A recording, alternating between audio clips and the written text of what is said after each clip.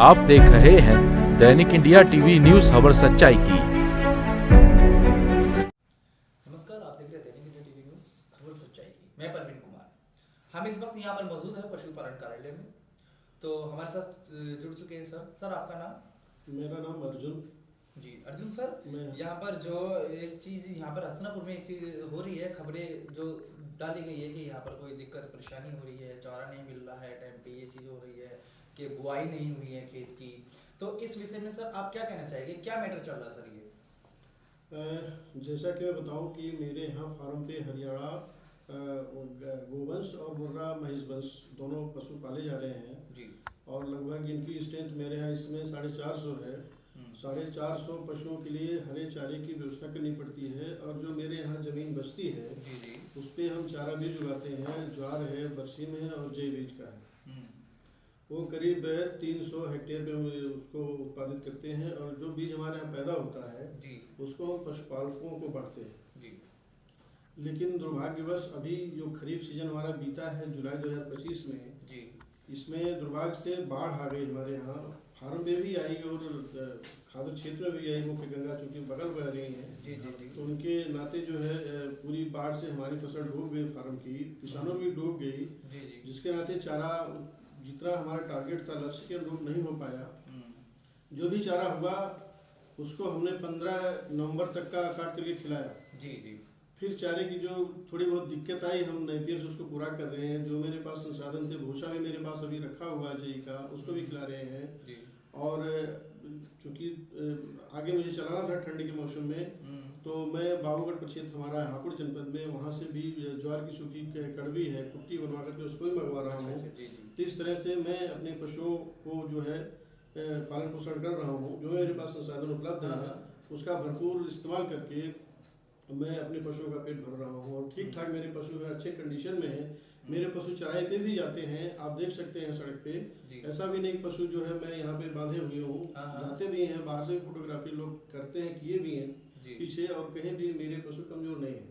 और जो भी लक्ष्य मेरे हैं उसके मुताबिक मेरे यहाँ प्रोडक्शन उत्पादन भी जो है दूध का चल रहा है। सांड भी मेरे यहाँ हैं जो आवंटन के लिए तैयार है। मैं मुख्यालय हेडक्वार्टर पर लखनऊ भी उसकी लिस्ट भेज चुका हूँ। वो भी अगर आवंटित हो जाए, कुछ स्ट्रेंथ उनकी कम हो जाएगी और मेरे ऊपर जो दबाव चल रहा है वो भी कम हो जाएगा।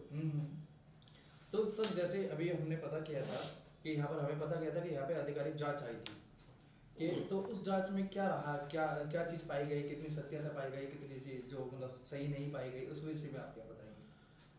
नहीं, जांच तो पहले हुई थी, अभी इसकी जांच नहीं है। जांच तो दूसरी एक थी हमारे यहाँ। अभी बीज क्या नाम सीमेंट सेलिंग सेंटर बन रहा है, उसमें जो सामग्री प्रयुक्त हो रही हैं जैसे ईंट है, सीमेंट है, डस्ट है, रोड़ी है, उनमें किसी बंधु ने जो है शिकायत करी थी तो उसमें अभी सैंपलिंग करवा करके जो है लोक निर्माण विभाग मेरठ को भेजा गया है कि उसमें जो सामग्री प्रयोग की जा रही है किस रेशियो में की जा रही है या कितनी की जानी चाहिए। अच्छा सर, जैसे ये चीज़ ये बन रही है जगह, तो ये मतलब कि क्या ये पशुपालन विभाग के अंडर में आती है या किसी और के अंडर में आती है, इसके विषय में सर बताएंगे? ये जो बन रही है उत्तर प्रदेश पशुधन विकास परिषद के सहयोग से पशुपालन विभाग के अंतर्गत जो हमारा फार्म है उसके जमीन पे बन रही है, उसके जमीन भूमि पे बन रही है। तो यहाँ से जो हमारे मैत्री हैं पशुपालन विभाग में, जो मैत्री सेलेक्ट किए गए हैं, मैत्री को या दूसरे जो हमारे डॉक्टर्स हैं उनको जरूरत पड़ेगी तो यहाँ से अच्छे गुणवत्ता के, अच्छी सी नस्ल के जो सीमेंस होंगे उसको यहाँ से दिया जाएगा। तो उनको कहीं इधर उधर दौड़ना नहीं पड़ेगा बाहर। यहाँ से माने इजी गोइंग जो यहाँ से उपलब्ध हो जाएगा। अच्छा सर, जैसे अभी आप बता रहे थे कि यहाँ पर पता चला है कंप्लेंट डली गई कि सीमा सेंटर बन रहा है वो चीज़ कि उसमें कोई जांच में वो ईंट वगैरह का कच्ची वगैरह ऐसी पाई जा रही है, ये कैसी है? इसमें अगर जांच होती है तो फिर क्या उस चीज़ को हटवा दिया जाएगा या कैसे होगा? बिल्कुल बिल्कुल, अगर जांच में जो मानक है, अगर मानक के अनुरूप सामग्री इस्तेमाल नहीं हो रही, प्रयोग नहीं की जा रही है तो पूरी सामग्री यहाँ से हटवाई जाएगी। फिर मानक के अनुरूप जो भी सामग्री होगी या ऊपर से जो दिशा निर्देश होंगे उच्च अधिकारियों के, उसके हिसाब से यहाँ पे काम स्टार्ट होगा। अभी आपने सुना अर्जुन सर को, तो इन्होंने बताया कि किस तरीके से यहाँ पर बाढ़ आ गई थी। बाढ़ का तो हमारी टीम ने भी वहाँ पर बिल्कुल ग्राउंड जीरो पर जाकर कवरेज की थी, किस तरीके से यहाँ पर हस्तिनापुर में आपकी बार भयानक तरीके से बाढ़ आई थी। जहाँ पर जिसका हर किसी को जो है क्षति हुई है, हर किसी के खेत जो गरीब किसान है उनकी भी क्षति हुई है, यहाँ पर डेयरी फार्म को भी इस चीज़ की क्षति हुई है। तो इन्होंने बताया कि जब यहाँ पर दिक्कत थी, परेशानी थी, तो वो गाय को चारा खिलाने के लिए बाबूगढ़ छावनी से भी मंगाया गया था। तो अभी हम ग्राउंड जीरो पे आपको यहाँ पर कवरेज दिखा रहे थे।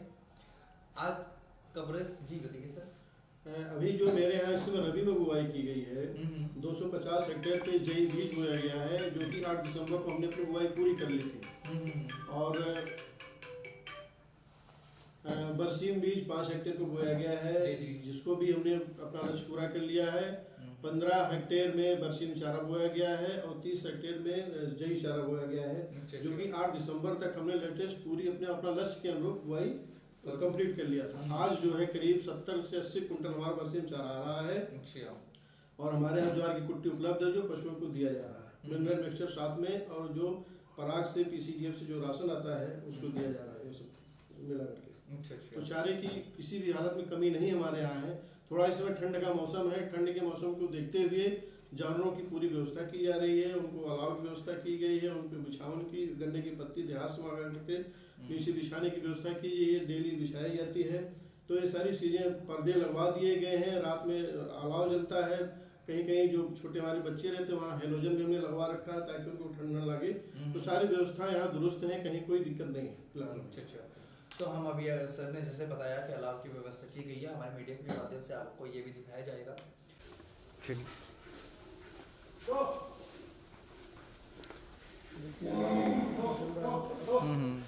अलाव जलना, पर्दे सब देखने लगे, यहाँ पर अलाव जलाए पर्दे सब लगे हुए हैं।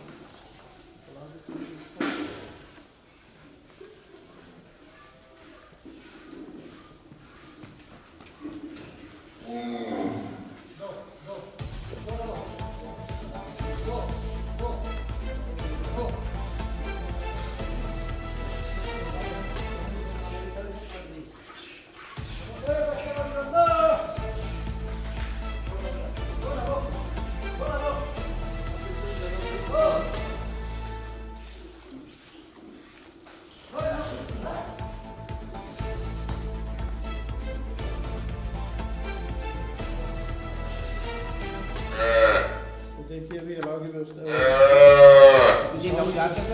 हाँ बिछावन की व्यवस्था इसमें की गई है। इधर देखिए हेलोजन भी लगी हुई है गर्मी के लिए, गर्मी यहाँ रहे उसकी तैयारी के लिए चाय डाल देते हैं। छोटे बच्चों को ये खाएँ, दूध पान के बाद भी अपना एक खाएगा।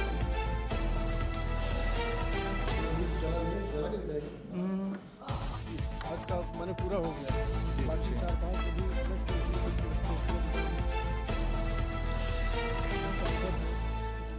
हरा चारा भी है, हरा चारा रखा है तो भी आएगा। तो आज बचा है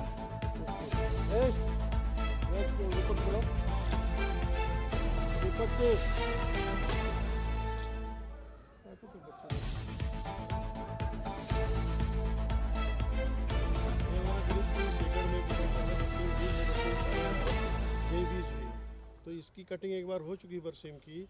पीछे अभी कुछ खबरों में प्रकाशित कराया गया था, खरपतवार वगैरह दुनिया भर की चीज़ें थी। आप लोग देख सकते हैं इसमें बरसीम के अलावा और कोई खरपतवार नहीं दिखाई पड़ेगा। जूम कीजिए, है ना, तो जूम करके देख लीजिए।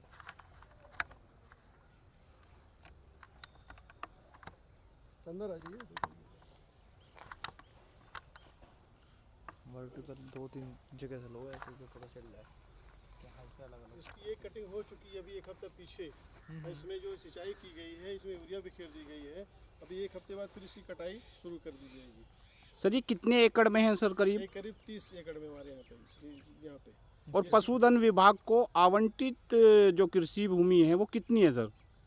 पशुधन विभाग को जो हस्तिनापुर में हमारे परिषद की ज़मीन थी 587.58 हेक्टेयर थी पहले, जिसमें से 40 हेक्टेयर जो है ज़मीन जो है फॉरेस्ट को ट्रांसफ़र हो गई है। और 527 में से 527.58 हेक्टेयर थी। 527.58 हेक्टेयर में से 40 हेक्टेयर निकालने के बाद हमारे पास इसमें 487.58 हेक्टेयर बची हुई ज़मीन, जिसमें 100 हेक्टेयर ज़मीन पे प्लांटेशन है, वृक्षारोपण है। वो तो हमारे किसी काम की नहीं, क्योंकि वृक्षारोपण है तो चारों तरफ जंगलात बन गए हैं। उसके बाद हमारे पास बचती 387 हेक्टेयर। 387 हेक्टेयर में से हमारा डेयरी है, कार्यालय है, बाग है, बगीचे हैं, और ये सब के बाद जो ज़मीन बचती है 320 हेक्टेयर करीब बचती है। 320 हेक्टेयर में हमारे यहाँ करीब 7 हेक्टेयर में नेपियर लगी हुई है। बाकी ज़मीन पे हम चारा बीज बोते हैं, जो हमारे पशु पाले जा रहे हैं उनकी ज़रूरत के हिसाब से, और फिर जो ज़मीन बचती है फिर हम उसमें चारा बीज उत्पादित करते हैं। अच्छा सर, जैसे यहाँ पर भ्रामक खबरें चल रही है, इस जो यहाँ पर जांचें भी आ रही है, RTI भी आ रही है, उसका आप 1 to 1 करके जवाब दे रहे हैं, इस विषय में आप हमारे चैनल के माध्यम से क्या कहना चाहेंगे? जो भी खबरें भ्रामक प्रकाशित कराई जा रही हो, निराधार और असत्य हैं। जो भी इस तरह की खबरें प्रकाशित कर रहे हैं बंधु हमारे, वो बिना मुझसे संपर्क किए और चोरी छुपे कर रहे हैं, और जो कि सत्य नहीं है, असत्य है। ग्राउंड पे आकर के कोई भी बंधु देख सकते हैं, मैं ले चल कर उनको दिखाऊंगा कि मेरे यहाँ क्या स्थिति है। जानवरों को मैं दिखा सकता हूँ, मेरा फसल बोई गई उसको दिखा सकता हूँ, यहाँ कोई दिक्कत नहीं है। बीच बीच में हमारे अधिकारी भी हैं, जैसे चीफ वेटरनरी ऑफिसर मेरठ आते हैं, एडिशनल डायरेक्टर ग्रेड 2 मेरठ आते हैं, वो भी देखें फील्ड में जाकर के, और हमारे डेयरी को भी देखते हैं, बार बार देख माने बीच में भी आते हैं, डायरेक्टर साहब भी कभी कभी आते बीच में आ जाते हैं। तो यहाँ सबकी एक तरह से निरीक्षण होता रहता है, कोई दिक्कत यहाँ पे है नहीं। लेकिन जो भी अब कुछ लोग हैं अपने निजी हित के नाते, उनका निजी हित नहीं सध रहा है, नहीं मैं साध पा रहा हूँ, जिसके नाते इस तरह से इंटेंशनली जो है दुर्भावना बस वो सारी खबरें प्रकाशित माने कर रहे हैं मेरे विरुद्ध में आपसे। आज का खबरों का सिलसिला बस इतना ही। लगातार खबरों को देखने के लिए बने रहिए दैनिक इंडिया टीवी न्यूज़ पर। कुमार के साथ नमस्कार।